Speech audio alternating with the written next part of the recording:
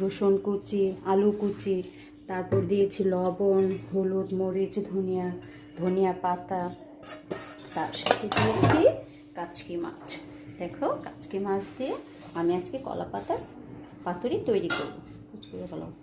এই যে দেখো, আমি পাতার ভিতরে পুর দিয়ে মাছের কিভাবে পাতুরি তৈরি করছি। ঠিক এভাবে ভাজটা করতে হবে।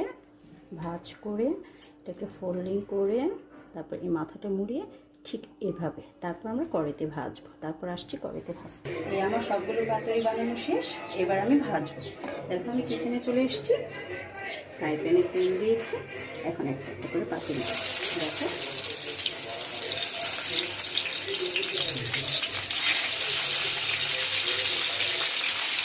তেলটা একটু গরম হয়ে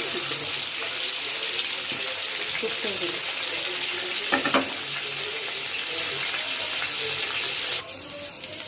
দেখো, তৈরি হয়ে গেছে কলা পাতার পাতুরি, ছোটো মাছের পাতুরি। সেটা দেখাবে খাবারের সময়। এই যে দেখো গাইস, পাতুরি ভাজা হয়ে গেছে, এখন খুলছি, খুলে ভাত দিয়ে খাবো।